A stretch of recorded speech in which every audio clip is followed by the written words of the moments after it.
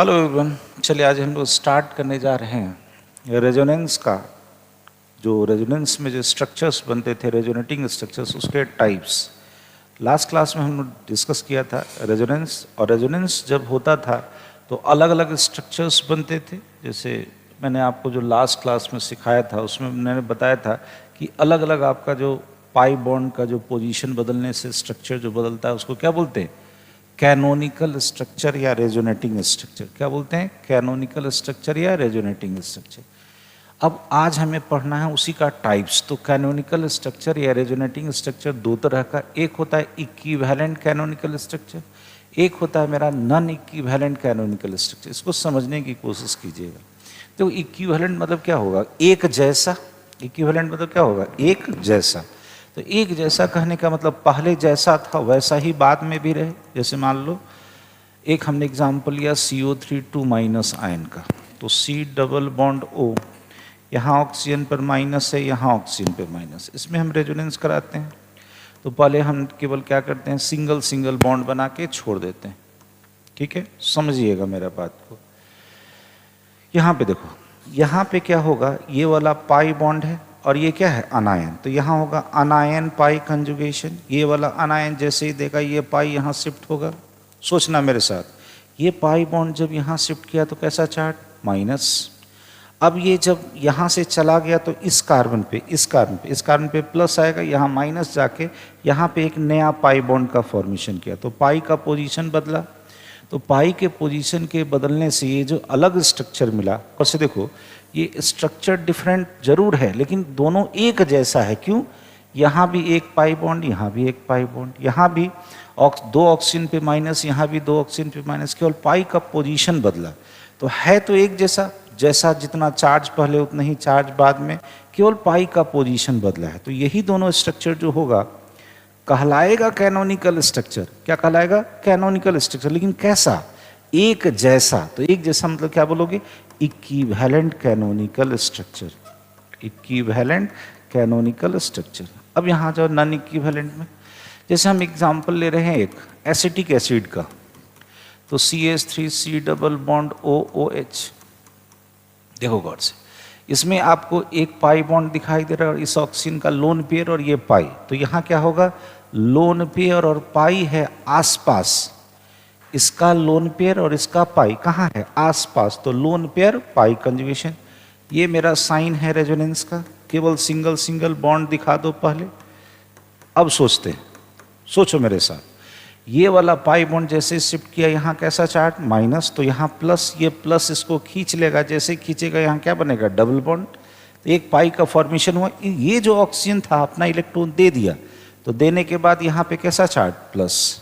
अब गौर से देखो, जब यहाँ पे लोन पेयर और पाई कंजुगेशन हुआ तो ये वाला पाई टूट के यहाँ माइनस, ये लोन पेयर दे दिया तो यहाँ प्लस। ये भी दोनों एक दूसरे का क्या कहलाएगा? Resonating structure. ये भी दोनों एक दूसरे का कहलाएगा रेजोनेटिंग स्ट्रक्चर। लेकिन गौर से देखो, यहाँ पे कोई चार्ज नहीं था, यहाँ चार्ज आ गया। तो ये और ये जो रेजोनेटिंग स्ट्रक्चर है कैसा है? डिफरेंट है, एक जैसा नहीं है। तो इसी को हम लोग बोलते हैं non equivalent. This is called non equivalent canonical structure. Non equivalent canonical structure. ये एक जैसा नहीं है। अगर एक जैसा रहता तो क्या बोलते हैं उसको? इक्विवेलेंट। एक जैसा नहीं है तो इसको क्या बोले? Non equivalent. इतना क्लियर है? चलिए रोक करके इसका आराम से बनाओ, खुद से बनाइएगा और नोट्स जरूर बनाइएगा। चलिए आगे बढ़ते हैं। अब हमें देखना है कि ये जो नॉन इक्विवेलेंट स्ट्रक्चर्स बना है उसमें पूछता है स्टेबिलिटी ऑर्डर। यानी स्टेबिलिटी ऑर्डर देखना है। स्टेबिलिटी किसका? नॉन इक्विवेलेंट कैनोनिकल स्ट्रक्चर बना है, कौन ज़्यादा होगा कौन कम होगा। चलो एक एक करके रूल देखते हैं। पहला रूल पढ़िएगा, कहता है दैट कैनोनिकल स्ट्रक्चर, वो कैनोनिकल स्ट्रक्चर ज़्यादा स्टेबल होगा जिसमें more number of pi bond होगा। More number of covalent bond mainly कौन सा? Pi bond. फिर से सुनो क्या बोला, वो कैनोनिकल स्ट्रक्चर ज़्यादा स्टेबल होगा जिसमें कोवैलेंट बॉन्ड ज़्यादा हो। कोवैलेंट बॉन्ड में भी किसको काउंट करना है? पाई बॉन्ड को। ये इस यहाँ का रेजोनेंस का कहलाता है octet rule.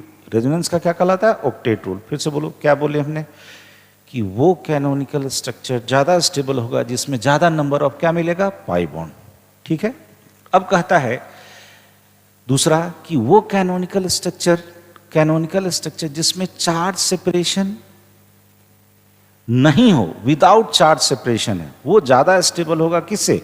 Charge separated CS से। तो एक एक करके हम लोग समझते हैं इसको, इसका एग्जाम्पल समझते हैं, इसको हम लोग आगे देखेंगे। जैसे देखो जिसमें चार्ज सेपरेशन नहीं, जैसे अभी अभी हमने एक एग्जाम्पल लिया था CH3C डबल बॉन्ड OH, इसमें हम रेजोनेंस कराए थे। तो गौर से देखो, पहले सिंगल बॉन्ड बना के देख लो CH3CO, और यहाँ देख लिया हमने OH। ये पाई बॉन्ड जैसे शिफ्ट किया था, ये अपना लोन पेयर दे दिया था, तो यहाँ माइनस और यहाँ क्या हो गया था, ये अपना इलेक्ट्रॉन दे के यहाँ पे प्लस।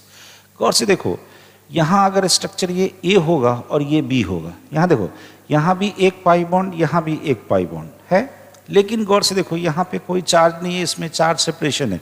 अभी क्या पढ़े कि दी CS विदाउट चार्ज सेपरेशन, जिसमें कोई चार्ज सेपरेशन नहीं है, वो ज़्यादा स्टेबल होता है, मोर स्टेबल होता है देन दी चार्ज सेपरेटेड, यानी जो जहाँ चार्ज आ गया इससे ज़्यादा स्टेबल ये वाला। तो यहाँ का जो स्टेबिलिटी ऑर्डर देखोगे तो आप ही बताओ कौन ज़्यादा स्टेबल? A वाला ज़्यादा स्टेबल होगा किससे? B से। ये क्लियर है? फिर से बोलो, पहला रूल क्या था? जिसमें पाई बॉन्ड ज़्यादा वो ज़्यादा स्टेबल। दूसरा कहा कि पाई बॉन्ड अब सेम है, तो अब क्या देखोगे? चार्ज सेपरेशन वाला। तो जिसमें चार्ज सेपरेशन आ गया वो कम स्टेबल है, जिसमें चार्ज सेपरेशन नहीं था वो ज़्यादा स्टेबल। अब और नेक्स्ट रूल कहता है कि मान लो अब एक से ज़्यादा चार्ज सेपरेशन वाला कैनोनिकल स्ट्रक्चर आ जाए, तो वो ज़्यादा स्टेबल होगा जिसमें charge separation, length of opposite charge separation कैसा होना चाहिए? स्मॉल। बात को समझना, अपोजिट चार्ज अगर नज़दीक होगा तो अट्रैक्शन ज़्यादा होगा। तो वही कहता है कि अपोजिट चार्ज का सेपरेशन जितना नज़दीक होगा उसमें अट्रैक्शन ज़्यादा होगा, तो उसकी स्टेबिलिटी ज़्यादा होगी। इसको ढंग से समझिएगा। जैसे मान लीजिए हम एक एग्जाम्पल ऐसा लेते हैं, CH2 डबल बॉन्ड CH, फिर सिंगल बॉन्ड, फिर डबल बॉन्ड, फिर सिंगल बॉन्ड, फिर डबल बॉन्ड OH। यहाँ देखो, यहाँ क्या है? यहाँ पाई बॉन्ड है और यहाँ पाई बॉन्ड। पाई कंजुगेशन, रेजोनेंस यहाँ से स्टार्ट होगा। कितना एरो? 2 एरो, एक बार में 2 एरो। चलो अगला स्ट्रक्चर लिखो इसका। तो पहले का कुछ चीज़ नहीं समझ में आए तो एकदम सिंगल बॉन्ड बना के छोड़ दो। जहाँ पे रेजोनेंस नहीं हो रहा है वहाँ पे पहले दिखा दो। अब सोचो, ये वाला पाई बॉन्ड टूटा, बोलो यहाँ कैसा चार्ज? माइनस। यहाँ से चला गया तो यहाँ प्लस। ये पाई बॉन्ड को खींचेगा, यहाँ नया पाई बॉन्ड बन गया। इसके विषय में सोचो, ये दे दिया तो यहाँ कैसा चार्ज? प्लस। पहला था पाई कंजुगेशन, ठीक है, ये वाला चार्ज का सेपरेशन है। हमने आपको सिखाया कि रेजोनेंस जिस डायरेक्शन में जाओगे डायरेक्शन को पलटोगे नहीं, उसी डायरेक्शन में आगे बढ़ोगे। तो अब रेजोनेंस इधर से इधर आएगा तो यहाँ दिखाई दे रहा है कटायन, और यहाँ क्या दिखाई दे रहा है? पाई। कटायन पाई कंजुगेशन में कितना एरो? 1 एरो। फिर फर्दर रेजोनेंस होगा, फिर सिंगल बॉन्ड बना के सोचो, एकदम सिंगल बॉन्ड बना के सोचो। हमने क्या सिखा रखा है कि जहां आपका रेजोनेंस नहीं हो रहा था वहां दिखा दो स्ट्रक्चर, ठीक है। अब सोचो मेरे साथ, अब मेरे साथ सोचना, ये पाई बॉन्ड शिफ्ट किया तो यहाँ एक नया पाई बॉन्ड बनेगा। यहाँ से इस कार्बन से इलेक्ट्रॉन चला गया तो कैसा चार्ज? प्लस। अब यहाँ पे आपका 3 कैनोनिकल स्ट्रक्चर तैयार हो गया। इस रेजोनेंस के कारण 3 कैनोनिकल स्ट्रक्चर तैयार होगा। इसमें बताना है स्टेबिलिटी ऑर्डर। तो यहाँ बोलो, यहाँ कोई चार्ज का सेपरेशन नहीं है, कोई चार्ज का सेपरेशन नहीं है, तो स्टेबिलिटी ऑर्डर सबसे ज़्यादा किसका? A का। अब यहाँ चार्ज सेपरेशन है, गौर से देखो, यहाँ इस कार्बन पे प्लस था, यहाँ इस कार्बन पे माइनस था, बीच में कितना एटम? 2। तो 2 एटम अगर बीच में आया और यहाँ पे देखो तो यहाँ माइनस प्लस में कितना है? 1 2 3 4 आ गया। तो यहाँ लेंथ ज़्यादा है, लेंथ ज़्यादा होगा तो अट्रैक्शन कम होगा। तो सबसे कम स्टेबल कौन? C के बाद B और B के बाद A। ये है मेरा स्टेबिलिटी ऑर्डर। क्यों? फिर से बोलो, A में कोई चार्ज सेपरेशन नहीं है, B और C में चार्ज सेपरेशन है, तो B का जो लेंथ है चार्ज सेपरेशन का, जो अपोजिट चार्ज सेपरेशन का, ये कम है और ये क्या है? ज़्यादा। जहाँ लेंथ कम होगा वहाँ अट्रैक्शन ज़्यादा होगा। तो शायद ये क्लियर हो गया होगा। क्लियर है? चलिए आगे बढ़ते हैं। अब देखो, कहता है, ये बड़ा इंटरेस्टिंग है कि negative charge on more electronegative atom and positive charge on less electronegative atom is more stable. ये स्टेटमेंट बड़ा अच्छे से नहीं क्लियर होता है, समझना।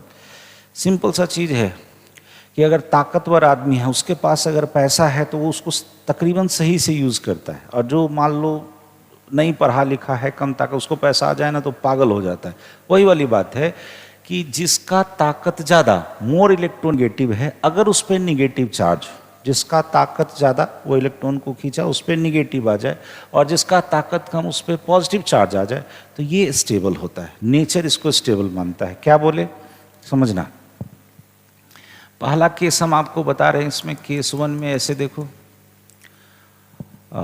मोर इलेक्ट्रोनेगेटिव एटम है, मोर इलेक्ट्रोनेगेटिव एटम है, और एक लेस इलेक्ट्रोनेगेटिव एटम है। तो लेस पे कैसा होना चाहिए, पॉजिटिव, और इस पे कैसा होना चाहिए, निगेटिव। इसी का केस 2 देख लो। अगर मोर इलेक्ट्रोनेगेटिव एटम है, इस पे अगर पॉजिटिव आ जाए, और लेस इलेक्ट्रोनेगेटिव एटम है, इस पे अगर निगेटिव आ जाए, तो यहां देखो ये वाला केस जो है, ये नेचर को सपोर्ट करता है। जिसका ताकत ज़्यादा है वो इलेक्ट्रॉन को खींचा, तो वहां माइनस है, तो ये वाला कंडीशन मोर स्टेबल होगा। लेकिन यहां देखो, जिसका ताकत ज़्यादा है उसी पे कैसा चार्ज है, पॉजिटिव, ये कंडीशन को सपोर्ट नहीं कर रहा है, तो ये वाला अगर कहीं आ गया तो ये लेस स्टेबल होगा। हम लोग इस पर भी क्वेश्चन बनाएंगे। कहता है जब दो रूल अगर टकरा जाए, व्हेन टू और मोर रूल्स कंसाइड, मतलब टकरा जाए, तो किसको फॉलो करोगे, ऑक्टेट रूल को। ऑक्टेट रूल क्या था, जिसमें पाई बॉन्ड ज़्यादा, जिसमें पाई बॉन्ड ज़्यादा वो ज़्यादा स्टेबल। तो यही 4 रूल है जो आपको फॉलो करना है। चलो एक बार सबको रिवाइज कर लो। हमने क्या बोला था, वो कैनोनिकल स्ट्रक्चर ज़्यादा स्टेबल होगा जिसमें पाई बॉन्ड ज़्यादा होगा, इसको क्या कहते हैं, ऑक्टेट रूल। वो कैनोनिकल स्ट्रक्चर ज़्यादा स्टेबल होगा जिसमें कोई चार्ज सेपरेशन नहीं है। अगर चार्ज सेपरेशन वाला आ गया तो वो ज़्यादा स्टेबल होगा जिसमें चार्ज सेपरेशन का लेंथ क्या होना चाहिए, कम। तो ये वाला आपका ज़्यादा स्टेबल होगा।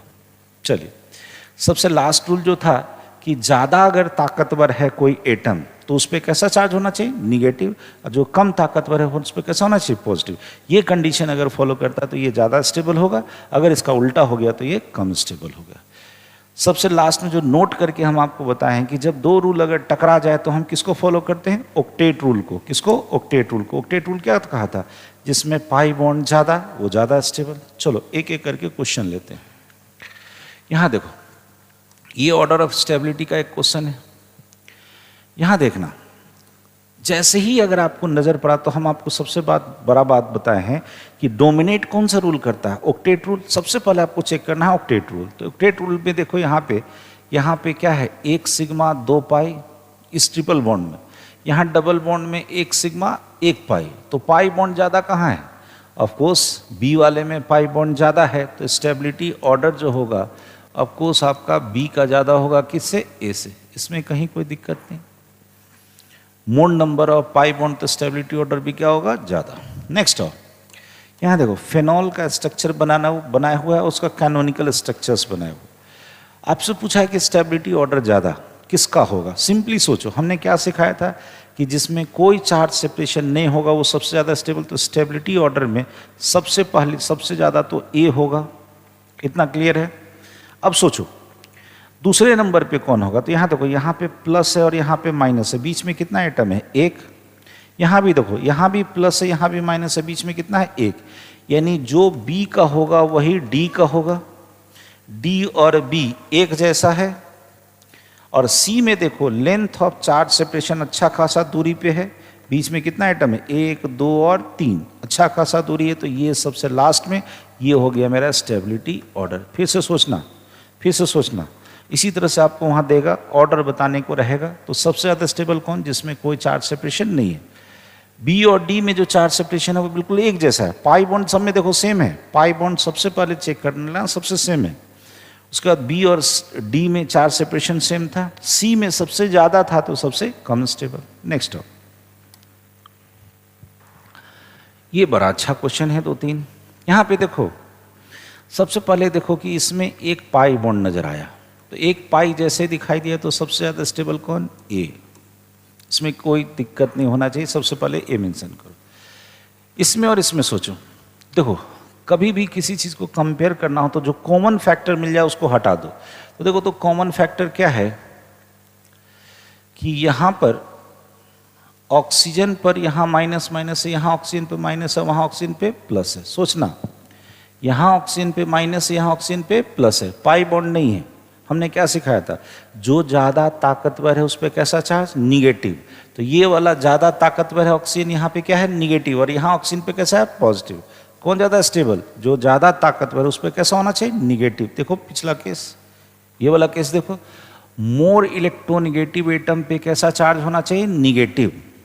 तो ये कंडीशन मेरा कैसा होगा, मोर स्टेबल। चेक करो वहाँ, यहाँ देखो, इस क्वेश्चन में देखो, ये वाला मोर इलेक्ट्रोनिगेटिव है, यहाँ निगेटिव और यहाँ पॉजिटिव, बाकी सब सेम है, बाकी सब सेम है। कार्बन पे यहाँ प्लस आ गया, कार्बन पे यहाँ माइनस, तो यही ना चेंज हुआ, यही वाला चेंज हुआ। चेक करो फिर से, ज़्यादा ताकतवर पे माइनस, कम ताकतवर पे प्लस। यहाँ ज़्यादा ताकतवर पे प्लस है और कम वाले पे माइनस है, तो ऑफकोर्स कौन ज़्यादा स्टेबल होगा, जो नेचर को सपोर्ट करता है। तो बी ज़्यादा स्टेबल हो जाएगा किससे, सी से। तो ये है मेरा स्टेबिलिटी ऑर्डर। चलो इसमें बताओ, नेक्स्ट में आपको स्टेबिलिटी ऑर्डर चेक करना है। एकदम रोक लो वीडियो को और सोचो, 1 मिनट सोच लो, फिर आप देखना, वो हम आपको बता रहे हैं। सबसे पहले देखो, पाई बॉन्ड तो सब में सेम है, पाई बॉन्ड सब में सेम है। अब जो जो कॉमन है उसको अलग कर दो। तो यहाँ देखो, तो कॉमन क्या है कि यहाँ CO, यहाँ C पे माइनस, यहाँ C पे माइनस। हाँ चलो इसी को चेक करते हैं, यहाँ C पे माइनस, यहाँ C पे माइनस, तो ये तो कॉमन है, पाई बॉन्ड सेम है। यहाँ माइनस N पे है, यहाँ माइनस O पे, तो E और B में कौन ज़्यादा स्टेबल होगा, जिसका इलेक्ट्रोनिगेटिविटी ज़्यादा। तो ज़्यादा किसका, आपको याद होगा फोन कॉल, हम आपको इलेक्ट्रोनिगेटिविटी का ऑर्डर हमेशा सिखाते हैं, FON और Cl, सबसे ज़्यादा ताकतवर फ्लोरीन, तब ऑक्सीजन, तब नाइट्रोजन। तो यहाँ देखो, यहाँ नाइट्रोजन पे है और यहाँ ऑक्सीजन पे, तो A और B में ज़्यादा स्टेबल कौन, B, क्योंकि यहाँ ऑक्सीजन पे माइनस है, ऑक्सीजन ज़्यादा ताकतवर होता है किससे, नाइट्रोजन से। इसमें और इसमें चेक करो, देखो तो यहाँ भी ऑक्सीजन पे माइनस है, यहाँ भी ऑक्सीजन पे माइनस, यहाँ कार्बन पे माइनस है, यहाँ नाइट्रोजन पे माइनस, कौन ज़्यादा स्टेबल। जो कॉमन है उसको तो हटा दो, पहले इसको हटा दो, O माइनस कुछ भूल जाओ। यहाँ बोलो, यहाँ कहाँ माइनस है, कार्बन पे, यहाँ कहाँ माइनस है, नाइट्रोजन पे, कौन ज़्यादा स्टेबल। अरे नाइट्रोजन देखो ना, तीसरा हाईएस्ट है, कार्बन तो इस लिस्ट में है ही नहीं, तो यानी कार्बन कम होगा। तो नाइट्रोजन ताकतवर ज़्यादा है, तो B और C में ज़्यादा स्टेबल कौन, C, तब B। और B और A को तो अभी अभी चेक किए थे, कौन ज़्यादा मिला था, B ज़्यादा था किससे, A से। तो ये ऑर्डर मिला एकदम। देखो जो हम बात बता रहे हैं, अगर बाय द वे आपको मेरी बात अगर नहीं समझ में आती है तो 2 बार वीडियो को रोक करके पीछे जाइए और फिर से सुनिए कि मैंने क्या बताया। थोड़ा सा ढंग से दिमाग तो लगाना होगा, थोड़ा कंसंट्रेट करना होगा, अदरवाइज ये सब चीज़ थोड़ा एडवांस हो जाता है, नहीं समझ में आता है। चलो नेक्स्ट हो, ये जितना भी मैं क्वेश्चन दे रहा हूँ मैक्सिमम क्वेश्चन आपका पूछा हुआ है। चलो नेक्स्ट हो, ये जो स्टेबिलिटी ऑर्डर है, इस स्टेबिलिटी ऑर्डर में गौर से देखो, आपको चेक करना है कौन ज़्यादा स्टेबल। तो सबसे पहले चेक करो पाई बॉन्ड, यहाँ 2 पाई है, यहाँ भी 2 पाई है, यहाँ 1 पाई है, यहाँ 1 पाई। तो A और B, A और C तो ऑफकोर्स ज़्यादा स्टेबल है। और A और C में अब चेक कर लो, यहाँ पे A में माइनस है N पे और C में माइनस है कार्बन पे, कौन ज़्यादा स्टेबल, नाइट्रोजन पे, जिसमें माइनस है वो ज़्यादा स्टेबल। तो A ज़्यादा स्टेबल होगा किससे, C से। अब B और D में चेक करो, 1 पाई बॉन्ड 1 पाई बॉन्ड, यहाँ माइनस है नाइट्रोजन पे, यहाँ माइनस है कार्बन पे, कौन ज़्यादा स्टेबल, नाइट्रोजन वाला। तो यानी ऑफकोर्स B ज़्यादा होगा किससे, D से। ये आ गया मेरा स्टेबिलिटी ऑर्डर। हमेशा इलेक्ट्रोनिगेटिविटी का कंसेप्ट और पाई बॉन्ड का कंसेप्ट, ये 2 अगर समझ गए ना तो बड़ा आसान हो जाएगा। चलो नेक्स्ट आ जाओ, नेक्स्ट आओ। इसमें देखोगे कहीं कोई सेम तो नहीं, हाँ सबसे ज़्यादा यहाँ पूछा है कि लीस्ट स्टेबल, सबसे, लीस्ट मतलब कम, सबसे कम स्टेबल कैनोनिकल स्ट्रक्चर कौन सा है। तो देखो इसमें गौर से अगर देखोगे तो यहाँ पे नाइट्रोजन आपको कितना बॉन्ड बनना तो वो नजर आ रहा है, 2, 2, 4 और 1, 5। नाइट्रोजन मैक्सिमम कितना बॉन्ड बनाता है, 4, 5 बॉन्ड कभी भी संभव नहीं है। तो ऑफकोर्स ये वाला स्ट्रक्चर सही होगा। बाकी सब में देखोगे कि नाइट्रोजन 4 ही बॉन्ड बना रहा है, बाकी यहाँ पे 5वां बॉन्ड दिख रहा है जो पॉसिबल नहीं है, तो इसलिए कभी स्टेबल होगा ही नहीं। चलो नेक्स्ट आ जाओ। आपसे पूछा गया कि क्या ये स्ट्रक्चर आपका रेजोनेंस में जाएगा, क्या इसमें रेजोनेंस पॉसिबल है, ये रेजोनेटिंग स्ट्रक्चर्स बनाएगा, ये स्ट्रक्चर में रेजोनेंस पॉसिबल है कि नहीं। इसका आंसर है यस, ये देगा, ये शो करेगा। कैसे, यहां देखो इसका एक्सप्लेनेशन, अच्छे से समझना एक्सप्लेनेशन। नहीं समझ में आए तो वीडियो को रोको, पीछे जाओ, फिर से देखो। बोलो, बोरोन का एटॉमिक नंबर कितना, 5। कैसे लिखते हैं, 1s2 2s2 2p1। इसको ग्राउंड स्टेट में देखोगे, ग्राउंड स्टेट कहने का मतलब जब एनर्जी स्टेट 0 रहे। यहाँ देखो ये 2 इलेक्ट्रॉन, ये s वाला 2 इलेक्ट्रॉन और ये p वाला 1 इलेक्ट्रॉन। यहाँ 2 इलेक्ट्रॉन है, यहाँ 2 इलेक्ट्रॉन है, यहाँ 1 इलेक्ट्रॉन। ये मेरा 1s था, ये 2s है, ये मेरा 2p है। अब आ जाओ एक्साइटेड स्टेट। एक्साइटेड स्टेट कहने का मतलब समझना, एक्साइटेड स्टेट मतलब होता है कि जब ये बॉन्ड बनाने किसी से भी जाएगा, ये बोरोन अगर किसी से भी बॉन्ड बनाने जाएगा तो इस बोरोन का इलेक्ट्रॉन और कोई दूसरा एटम आएगा, उसके इलेक्ट्रॉन में क्या होगा, रिपल्सन। उस रिपल्सन के कारण इसको कहीं ना कहीं से एनर्जी मिलेगा। वही एनर्जी इस इलेक्ट्रॉन की एनर्जी को क्या करेगा, बढ़ा देगा। रिपल्सन हुआ तो कहीं से तो एनर्जी आया ना जी, तो वही रिपल्सन के कारण जो एनर्जी बढ़ता है, तो वो जो ग्राउंड स्टेट में इलेक्ट्रॉन पड़ा हुआ तो उसको कहीं से एनर्जी मिल गया तो कूद करके कहाँ चला जाएगा, ऊपर वाले स्टेट में। तो इसको कहते हैं एक्साइटेड स्टेट। कहाँ से आया एनर्जी, क्लियर है, क्योंकि जब ये बॉन्ड बनाने जाएगा तो कहीं ना कहीं से कोई ना कोई एटम आएगा इलेक्ट्रॉन लेकर के। चलो सोचना, ये मेरा 1s है, ये मेरा 2s है, ये मान लो px py और pz। और से देख, यहाँ का 1 इलेक्ट्रॉन, ये जो 2s का 1 इलेक्ट्रॉन है वो कूद करके इस p में चला जाता है। और से देखो तो यहाँ हाइब्रिडाइजेशन हुआ तो 3 ही ऑर्बिटल हाइब्रिडाइज किया। हाइब्रिडाइज किया तो क्या बना, sp2 hybrid orbital, sp2 hybridisation हुआ। sp2 हाइब्रिडाइजेशन तो हुआ, लेकिन गौर से देख ये वाला घर खाली रह गया। एक मेरा वहां पे मिला एम्प्टी, मान लो pz ऑर्बिटल है, तो ये जो p ऑर्बिटल होता है सब एक दूसरे पे परपेंडिकुलर होता है। परपेंडिकुलर मतलब 90 डिग्री पे। तो ये जो खाली रह गया p ऑर्बिटल, इसी के कारण ये हरकत करता है। कैसा हरकत करता है, यहां देखना, ये जो आपका था CH2 CH B H और H, फिर से बोलो, बोरोन के बाहर में यहाँ 2 इलेक्ट्रॉन था और यहाँ 3। बाहर में कितना इलेक्ट्रॉन था, 3 था। और 3 कहाँ से आया, एक इधर कार्बन से, इधर इधर हाइड्रोजन से। 3 और 3 कितना हुआ, 6। यहाँ इलेक्ट्रॉन 6 ही पूरा हुआ और इसके पास एक घर खाली है। मतलब यहाँ देखो इलेक्ट्रॉन डिफिशिएंट है और प्लस एक घर खाली है। तो एक घर खाली जो है ये p ऑर्बिटल वाला, ये कैसा काम करेगा, इलेक्ट्रॉन को लेने का काम करेगा। ये इलेक्ट्रॉन डिफिशिएंट है, यहाँ देख ऑक्टेट पूरा नहीं हुआ है, इलेक्ट्रॉन की कमी है, ये है मेरा इलेक्ट्रॉन डिफिशिएंट। तो इलेक्ट्रॉन की कमी है तो क्या करेगा, इलेक्ट्रॉन कहीं ना कहीं से लेने की कोशिश करेगा। यही जब इलेक्ट्रॉन लेने का कोशिश करेगा तो ये काम करेगा, ये बिहेव करेगा कटायनिक स्पीसीज की तरह। जैसे कार्बोकटायन होता है, वो जैसे इलेक्ट्रॉन लेता है वैसे ही इलेक्ट्रॉन लेने की काम करेगा। तो ये वाला पाई बॉन्ड यहाँ शिफ्ट करेगा। जैसे ही शिफ्ट करेगा बोलना CH2 CH यहाँ आ गया। चूंकि बोरोन पहले न्यूट्रल था, वहाँ इलेक्ट्रॉन आया तो कैसा चार्ज हो जाएगा, माइनस। इस कार्बन पर से चला गया तो कैसा हो गया, प्लस। यानी रेजोनेंस में गया और ये बना रेजोनेटिंग स्ट्रक्चर। क्यों, फिर से बोलना, बोरोन जब 3 एटम बनाया था तो इलेक्ट्रॉन डिफिशिएंट था, यहाँ ऑक्टेट पूरा नहीं था और इस बोरोन के पास एक p ऑर्बिटल खाली है। तो कैसा बिहेव करेगा, ये बिहेव करेगा एज ए कटायनिक स्पीसीज। तो कहोगे boron atom behaves as cationic species when, चाहे ऐसे लिखो, cationic species due to presence of empty p orbital, so it undergoes in resonance, या ये रेजोनेंस शो करेगा, ये रेजोनेंस शो करेगा। तो यही याद रखना, ये कैसा स्पीसीज की तरह, ये कटायनिक स्पीसीज की तरह बिहेव करता है। तो ये शायद एक्सप्लेनेशन समझ में आ गया।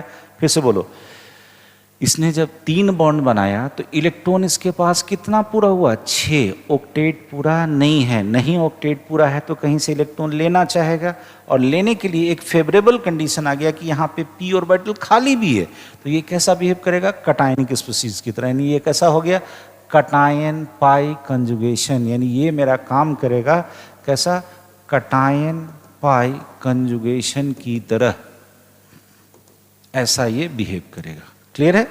चलिए नेक्स्ट आते। अब देखो इसमें स्टेबिलिटी ऑर्डर पूछा है, मल्टीपल रिंग ऑफ बेंजीन, ये 2-3 स्ट्रक्चर है, इसको एकदम ढंग से समझ जाइए, इसमें है कुछ नहीं। नैप्थलीन, नैप्थलीन वो नैप्थलीन बॉल्स जो देखते हो, फेनाइल का गोली जिसे कहते हैं वही है, उसका ये केमिकल फार्मूला, केमिकल स्ट्रक्चर इस तरह से रहता है। कोर्स देखो 2 बेंजीन है, ये बेंजीन ये बेंजीन, आपसे पूछा कि स्टेबिलिटी ऑर्डर बताओ, तो स्टेबिलिटी ऑर्डर बताओ, तो मैं पहले लिख देता हूँ स्टेबिलिटी ऑर्डर आपका ए ज़्यादा होता है बी से। कहोगे क्यों?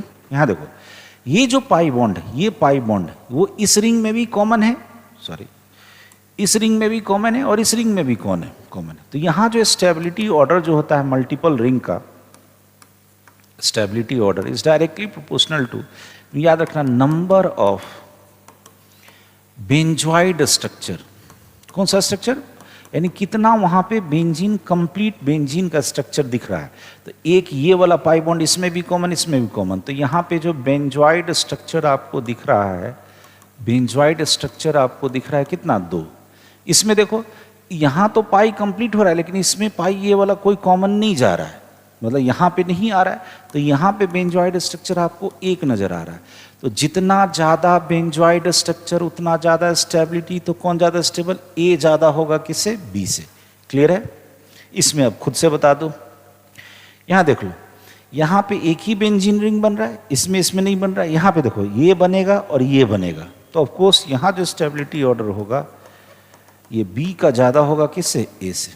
क्लियर है? यहाँ पे आपका बेंजॉइड स्ट्रक्चर बन रहा है 2 और यहाँ पे बेंजॉइड स्ट्रक्चर बन रहा है आपका 1। क्लियर है? चलिए रोक करके बजावता लिखिए खुद से, जब तक लिखिएगा नहीं तब तक ये होगा नहीं। तो यहाँ पे आपका आज टाइप्स ऑफ कैनोनिकल स्ट्रक्चर और स्टेबिलिटी ऑर्डर यहाँ पे खत्म होता है। नेक्स्ट में हम लोग चलेंगे जीओसी के नेक्स्ट पार्ट में। चलिए तब तक के लिए थैंक यू।